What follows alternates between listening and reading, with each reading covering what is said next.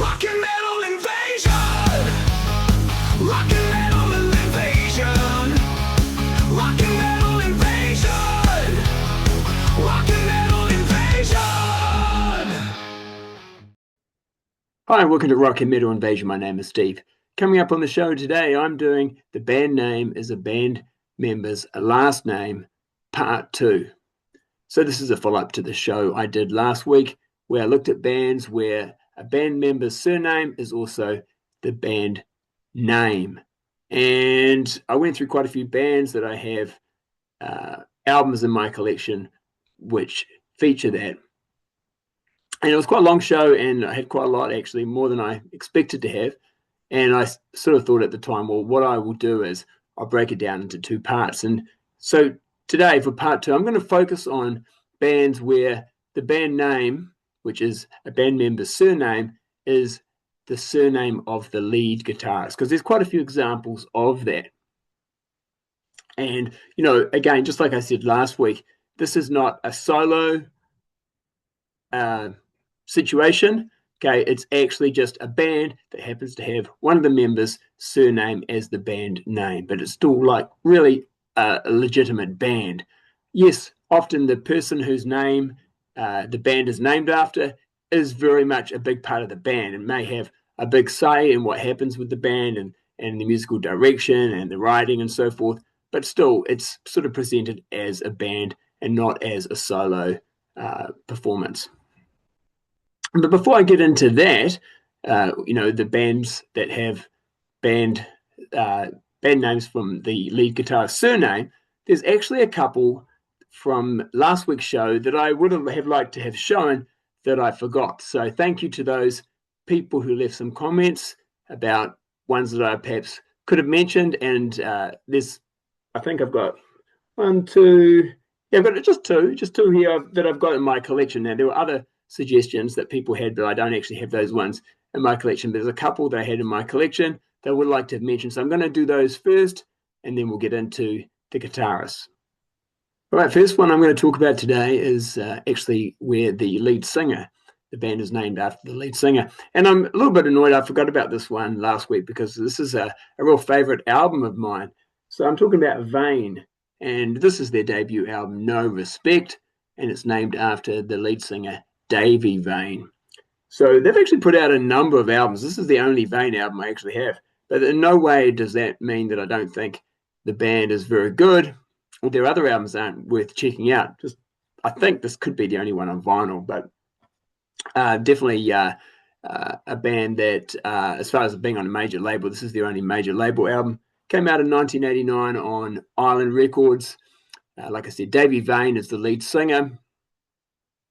If you like that sleazy hair metal sound that was becoming popular around that sort of time after the success of Guns N' Roses, then you should definitely check this album out. Now, Davey Vain, interestingly enough, initially was kind of known for his production skills. In fact, he, I think, was a producer on a couple of the first Death Angel albums, which does not sound at all like Vain, of course, but so he was a producer there. And even over the last few years, he's been doing production work, engineering work in studios for other bands. In fact, even did engineering work on a Christina Aguilera album. So, you know, he's obviously happy to work in different genres. But for him, when he's doing his own stuff, when he's got his own band, you know, it's that sleazy hair metal sound that he likes to do. And he's got a great voice for it as well. It fits really well. Like I said, this is a really good album. I mean, so many good songs on here. Secrets, Beat the Bullet, I think that was a single. I really like 1,000 Degrees. It's probably one of my go-to songs on here. But yeah, only album that got released on a major label. Now, they did record a follow-up album. I think it was called All Those Strangers. That was going to be the second album on Island Records, but it got shelved, didn't get released. Now, I think it has eventually been put out later on. And, you know, all their other albums, I think, are on their own sort of independent label. Over the last few years, I think they released an album, if not this year, maybe last year. But so, yeah, quite a few albums, though. So Davey Vain's still putting out albums. And although, you know, you might think, well, it's a bit of a solo deal. Again, yeah, sure, I'm sure Davey's got a lot to do with the direction of the band. But there are people from this debut album who still are playing on even their most recent albums. So they've still got a lot of the, not all of them maybe, but some of the band members from this very first album in 1989. So well worth checking out. So yeah, one I didn't want to forget about. Another thing too about Davey Vane is once this after this album came out, and then I guess the second album got shelved, he actually formed a band called Road Crew with Steven Adler from Guns N' Roses. Of course, Steven had been sort of kicked out of Guns N' Roses at that point. I'm pretty sure they recorded an album, but it never got released. I remember reading about it back in the day and thinking, oh, this could be really good. But I think when the band formed and got together, it was 1991 going on 92, and that kind of sound, I guess, was becoming increasingly less popular. So that never happened. But it was great that Davey Vane's just continued to put out albums under the Vane name, and very much continued with the sound that he had on this debut album, No Respect. All right, next one I want to talk about is Holland, and this is a one and done band, Little Monsters. This came out in 1985 on Atlantic Records. So one I forgot about, Tom Holland is the lead vocalist, so the band is named after him. Really good melodic hard rock. Like I said, the only album they put out, here's the band at the back. Now, what's also interesting about this band, it features Mike Battio on lead guitar, also known as Michael Angelo Battio, who goes on to play in the band Nitro. So looking a little bit more toned down here, of course, gets a bit over the top with his look and with his guitar playing when he joins up with Nitro. But yeah, this was a really good album. I enjoyed this one. So again, I wanted to mention it. Named after Tom Holland, one and done album. Now, Tom also was in another one and done band, a band called The Buzz, I think that's how you say it, Get Up. He was the vocalist in this band, and I'm pretty sure, yeah, just one album they put out. It's also really good. This is more early 80s, and the guys are at the back. You got Steve Riley on drums as well. But yeah, so there we go. So that's just a couple that I forgot there, where the lead vocalist is named, the surname of the lead vocalist is the name of the band. Now I'm going to focus on Guitarist. All right, so next one I want to talk about is another one and done. Remember, I'm focusing on band names where it's the surname of the guitarist, and this is McAlpine and Eyes of the World. So this is actually another one and done. This is the only McAlpine. Now, of course, this is named after Tony McAlpine, who's done a lot of instrumental albums. And I think as well in 86, he did an album called Project Driver, and that was under the name Mars, which was, the M was actually stood for McAlpine, and then you had A for Aldridge, Tommy Aldridge. You had R for, I think, Rob Rock. He was the lead vocalist, and S was Rudy Sarzo. So you had that in 86, but otherwise, a lot of the stuff that he was putting out in the 80s was instrumental. This is not. This is like a full band, so you can see the band here at the back. You've got a guy called Alan Seahorn on vocals. He sounds really good. And this is just really good melodic hard rock. This came out in 1990. Songs like The World We Live In. What else is a go-to song? Tear It Down. Yeah, really good stuff, actually. Really, yes, you can hear Tony's guitar playing, but it's not. It doesn't overtake the album. It's a band. They're really focusing on the songs. And there's some good songs on here. This is worth checking out if you like melodic hard rock, and with great musicianship as well. So worth checking out. But like I say, the only one he did with this as this band name, of course, he goes on to continue doing solo albums and also band working with other bands as well. But McAlpine, Eyes of the World.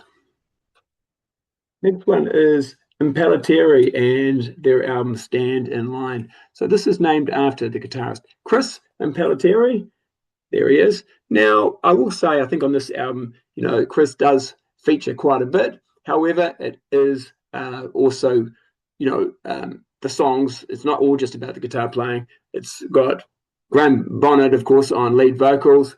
And in fact, what's quite interesting looking at some of these albums is who else is in the band. Because, yes, obviously it's named after the guitar player Chris Impellitteri, but you've also got Chuck Wright on bass, who'd been in Quiet Riot.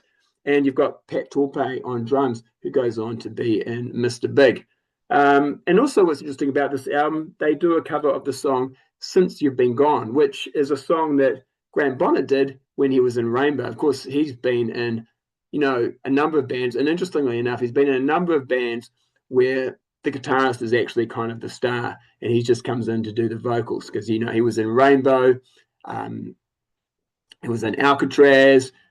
He was in MSG. So, a lot of bands where actually the guitarist is the star, the focus of the band, but he comes in and does vocals. And he does sound really good. Of course, he's never really had that sort of rock star look, but yeah, sounds good. And yeah, again, not an album I really play a lot, to be honest with you, but it's got some good songs. I've always liked the song Since You've Been Gone, but it probably didn't really need to hear another version of it. After this, they put out an album, Grin and Bear It. And what's interesting about that album is Ken Murray comes in on drums for that one. And he's going to feature a little bit as well on some of the other albums I talk about. And yeah, like I say, they do have a follow-up album to this. It doesn't have Graham Bonnet, though, on vocals. It has Rob Rock, who I talked about earlier when I was talking about Project Driver. And yeah, I think he's continued to put out, this is the only Impellitteri album I have, but he has continued to put out quite a few albums under that name. Next one, Chastain and Ruler of the Wasteland. I've shown this album before, but yes, Chastain is, of course, named after David T. Chastain, who, there he is here, who put out a lot of albums throughout the 80s. Very busy guy. Instrumental albums, but he also had Chastain as well, which featured Leather Leone on vocals, so female-fronted vocals. It's a pretty heavy album since 1986 on Roadrunner. Like I said, I was going to talk about Ken Murray again. So Ken Murray is on the drums for this album. But yeah, like I said, again, like a lot of these bands where it's named after the guitar player or the surname of the guitar player, they are also putting out instrumental albums or solo albums, often at the same time, while also having their own band. And this is another example of that. So this is Chastain, All of the Wasteland, the only album I've got from him, or from the band Chastain, but they do have a number of albums. And yeah, of course, Leather Leone on vocals sounds fantastic. All right, next up, Vandenberg. So this is the first of 3 Vandenberg albums that came out in the 80s, and it is named after Adrian Vandenberg, who's the lead guitarist. And you've got a guy called Bert Herrick on lead vocals. So here's the band there. Like I said, they put out 3 albums in the 80s and also best of as well. This is, I think, is the second album, Alibi, which actually features. So this is the third album, Alibi, which also features cover art by Adrian Vandenberg. So not only is he a talented guitarist, he did the painting for the art on this album. So yeah, really talented guy. Of course, after those 3 albums, he goes on to join Whitesnake and ends up collaborating with David Coverdale all through the 90s, into the 90s as well. Interestingly enough, I think he had some sort of injury where he wasn't actually able to play on the Slip of the Tongue album, and so they brought in Steve Vai, but then he comes back later on, especially in the 90s. And he's actually then, reformed Vandenberg and been putting out albums recently under the name Vandenberg. Now, I showed this, the debut album. This features one of their best songs called Burning Heart. Really great song, and such a good song that Vandenberg even, covered their own song. I think it was in 2020, did a Burning Heart 2020 version of it, which, is something that Whitesnake, a band that he was once in, did as well, right? They did covers of their own song and actually had a big hit with Here I Go Again. And actually, that's the song Burning Heart I had heard was at one time considered, or they were thinking about doing it as a Whitesnake song, which I think would have been, which could have been potentially a big hit if they'd released it at the right time, but because it's such a good song. But yeah, so he's Adrian Vandenberg is actually Dutch, but they've got real. It's a real American hard rock type of sound. And yeah, like I said, 3 albums, and they're still. He's reformed the band with different vocalists, different band really. But he has, using this name again now, putting out albums. So yeah, Vandenberg is my next choice. Next up, one of course I've got to talk about Van Halen. So this is the debut Van Halen album, came out in 1979, and this is, I think, proto hair metal. This is hair metal well before it came out, and just hard rock taken to a whole new level. Right? No one was sounding like this, especially on guitar. So you've got such an influential guitar player in Eddie Van Halen. So that's where the name of the band, I guess, comes from. Although also you've got Alex Van Halen on drums. But then don't forget you've got David Lee Roth on lead vocals, who's also very influential as a frontman. Just the way he presented himself, his look. Just the whole band itself really just were well ahead of their time. No one came out with albums that sounded like this until well into the 80s. They were this is 79, well ahead of the times. This came out in 79, but it sounds like it could have come out in 1989. Fantastic. And of course, enough's already been said about Van Halen. Most people already know, but yeah, put out a number of albums throughout the early 80s with David Lee Roth. David then leaves the band or gets fired. I'm not exactly sure. One of those two things. It's often the case, with these things. Someone leaves or get fired. It's very sort of complicated to find out exactly what happened there. But either way, he's out of the band, and then of course Sammy Hagar comes in, and they have more success with Sammy throughout the late 80s and into the 90s as well. So probably less said about the sort of the third vocalist, the better, and really what sort of I guess after Balance, it was pretty quiet really with Van Halen. Yeah, of course they reformed with Sammy and Dave a couple of times, didn't quite work out. Eventually, of course, they had that last final album, A Different Kind of Truth, which was a really great final album. And that's probably the end of the band now that Eddie is no longer with us. But just a legendary band, and of course, one I have to talk about as it fits the theme of this show. The next band I want to talk about is a band that has a lot in common with Van Halen, and that is Montrose. So this is the debut Montrose album, came out in 1974, named after Ronnie Montrose, who is the lead guitarist. But like I said, they have a lot in common with Van Halen because this debut Montrose album is produced by Ted Templeman, and he also produced the debut Van Halen album. And you've also got Sammy Hagar on vocals, who of course later becomes vocalist for Van Halen. So this is their debut album from 1974. Another thing they have in common with Van Halen, when this came out, or over time anyway, it has been regarded as one of the greatest hard rock debuts of all time. And maybe for some people it was the greatest hard rock debut of all time until Van Halen came out in 1979. On this debut album, you've got Bill Church on bass, you've got Denny Carmassi on drums, and for the follow-up album, Bill Church leaves the band, a follow-up album called Paper Money. Bill Church leaves the band, and Alan Fitzgerald comes in on bass. And Alan Fitzgerald, of course, then later joins Night Ranger as the keyboard player. But they put out some albums throughout the 70s. And then I think, the band break up, and Ronnie forms the band Gamma, who put out 3 really good albums, actually, in the late 70s, early 80s. And then there's this album which comes out in 87, which is a bit of a strange one, really, because it's part of the Montrose discography, but it's got a different lineup of players. You've got Johnny Edwards on lead vocals for this one. Some people sort of said this has got a bit of a hair metal sort of a sound to it. Definitely does sound, of course, different to the Montrose albums from the 70s. Yeah, Johnny Edwards, who goes on, like I said, to be a lead vocalist for Foreigner later on. He's on vocals. You've also got James Kotak on drums as well on this one. So, but that's actually not the final. Well, that's the final Montrose album. But Ronnie continues to do, solo albums, instrumental albums, over time, and even in fact does another Gamma album in 2000. So, it's quite a large discography. Sadly, Ronnie died of suicide in 2012.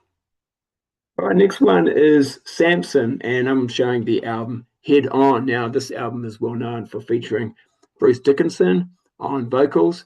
The band is named after Paul Sampson. He's the guitarist.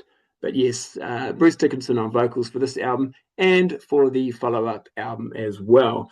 But he just stays for those two albums, and then he leaves, of course, to join Iron Maiden. Now, there was an album prior to this, and that actually features Paul Sampson on vocals. Now, when Bruce leaves, a guy called Nicky Moore comes in and is vocalist, I think, on a couple of albums they do in the 80s. They're pretty good as well, actually, worth checking out. And then it's pretty quiet, I think, through the 90s. Well, I mean, the band, I think, had pretty much split up as far as the name Samson is concerned. And yeah, definitely a guy who is, I think, because a lot of the Samson definitely would be put into often are put into the new wave of British heavy metal scene, but they never quite really got the success that some, obviously none of the success that bands like Iron Maiden or even Motorhead or other bands that maybe they were playing with at the time had. This album here, though, I tell you what, is a really good album. So is the follow-up to this, Shock Tactics. That's really good also. Another one, the one that features Bruce Dickinson. And like I said, the Nicky Moore albums are also pretty good. But I love this one because it's got Vice Versa on it, which is a fantastic song. Love that song. There's also a very cool music video to go with that. And so I don't have every Samson album, but I do enjoy the songs I have heard from them. Sadly, and I hate to keep ending like this on a bit of a sad note, but unfortunately that is the case with a lot of these bands or artists that I'm talking about, that they are no longer with us. So yeah, sadly, Paul Sampson passed away in 2002 from cancer, and he was just 49. All right, next one is Schubert and the Fifth. Now, this is named after the guitarist, who's called Klaus Schubert, and he was initially in a band called No Bros, and they put out a few albums. Like I said, he's Austrian band. No Bros were an Austrian band, and then he forms this band, Schubert. This is actually their debut album. Actually came out on CBS, so on a major label. You've got a guy called Lemmy Heisinger on vocals, and this is the insert.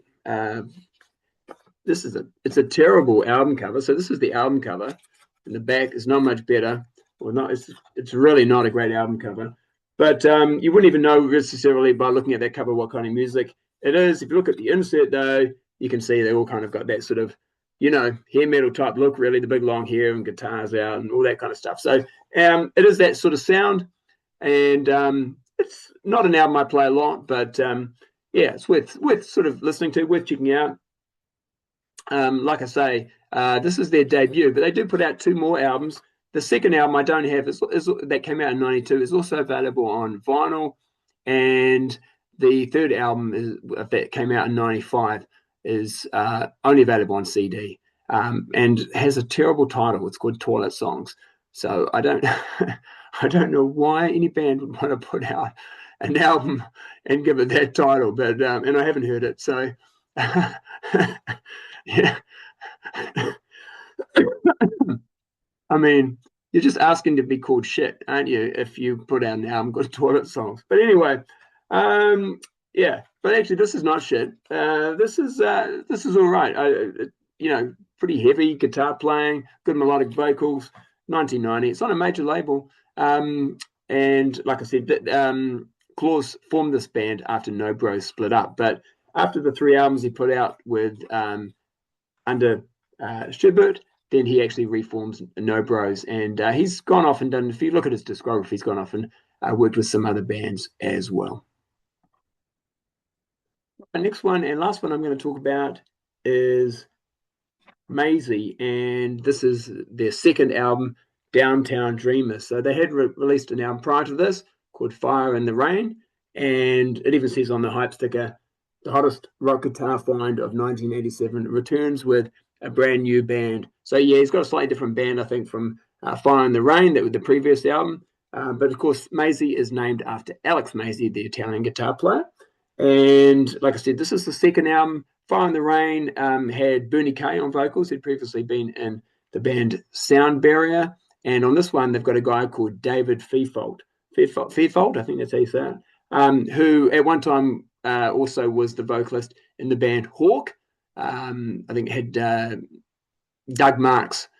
So he also was singing for another sort of fairly well-known guitar player, Doug Marks, kind of known for doing that Metal Method guitar clinic. So anyway, this is the second Maisie album, and to my knowledge, this is the only two albums they did in the 80s. They did do some more Maisie albums throughout the 90s and maybe even one in the early 2000s as well. But obviously, again, the guitar playing is a big focus of it, but it is a proper band. You've actually got here's the band here on the back. This guy here, Klaus Walt. He used to be in a band. He's Swedish. He used to be in a Swedish band called Torch in the early 80s, sort of heavy metal band, and produced by Howard Benson, a really well-known producer. That is my final selection. So hope you enjoyed that. If you did, make sure you hit the thumbs up. If you're not yet a subscriber to Rock and Metal Invasion and enjoy this type of content, make sure you hit the subscribe button, and I will catch you later. Thanks for watching. See ya.